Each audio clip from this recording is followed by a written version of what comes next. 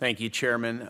Ms. Madison, you're nominated to serve as Assistant Secretary of State for International Narcotics and Law Enforcement Affairs. And you wrote in your prepared remarks that if confirmed, you'd be a critical player in tackling some of the most challenging issues confronting our nation, including the ongoing opioid crisis. Now, many people in my state of Indiana, like so many other Americans, have been afflicted by this opioid crisis. In fact, in the year 2016, which is the year for which we have most recent data, there were 785 drug overdose deaths involving opioids. Now, that doesn't even speak to the opioid synthetics and the other impact this has on communities. If you lose a father, a mother, a sibling, a son, it can really impact a home, and that ripples throughout a community. If confirmed, I just want to make sure, in light of the increasing severity of this crisis, do you commit to me and to this committee as well that you'll make battling the opioid epidemic one of your top priorities? Senator, the answer to your question is absolutely yes. Excellent. Thank you. As you know, fentanyl is a synthetic opioid. It's much more potent than heroin. We know that secretly produced fentanyl, as well as most of the associated illegal precursors and analogs, are primarily sourced through China. And they're smuggled into the U.S. through Mexico, Canada, and also through direct mail. Now, it's my understanding Mexico serves as a transshipment point, and there are labs in Mexico, or there may be labs in Mexico, that use precursor chemicals that are then smuggled over our southwestern border to produce fentanyl. Based on your experience and your preparation for this hearing, Ms. Madison, can you provide just a quick update on the transnational elements of the opioid crisis?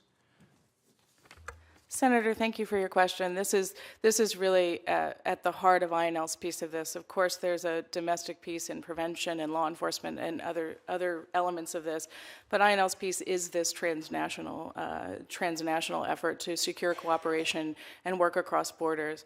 I think that the opioid trade, the illicit opioid trade, whether it's heroin from Mexico or synthetics from China, relies on various means to get here, as you noted, the mail. But I do think we're seeing this process of fentanyl being cut into other drugs and then delivered to the U.S. So there's very definitely a piece of this process that is about securing the cooperation with Mexico in particular, because that is a pathway.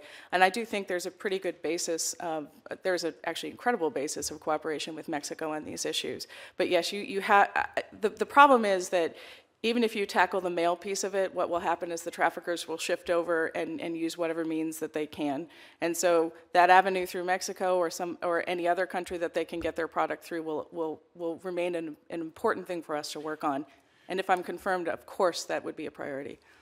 Are there specific things, either now or in the near term, that you think need to be done that are not being done that can help address the illicit flow of these precursors or of opioids into our country and therefore adversely impacting our population? Senator, as I mentioned, I think that there's some undone work on the mail front. I think there's some undone work on the control front. I think we need to kind of have the broader framework in place. We need to use the control regimes.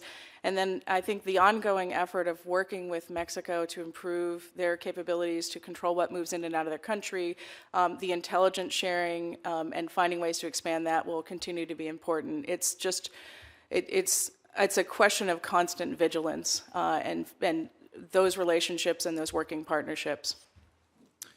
Well, thank you. And I'm going to have my team follow up with you, with your indulgence, after this hearing about just to gather your insight based on your professional experience to see if there are other countries or international organizations from whom we might learn best practices, whether it's on the law enforcement end of things or treatment or prevention.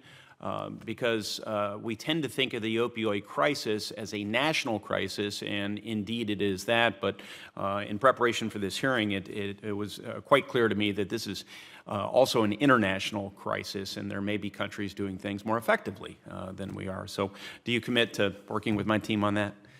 Senator, I'd be delighted to have the conversation if confirmed or before I'm confirmed as part of this process, absolutely.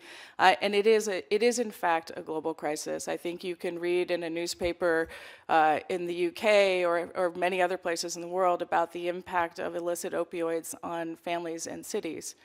We are not alone, and we haven't necessarily cornered the market on good ideas.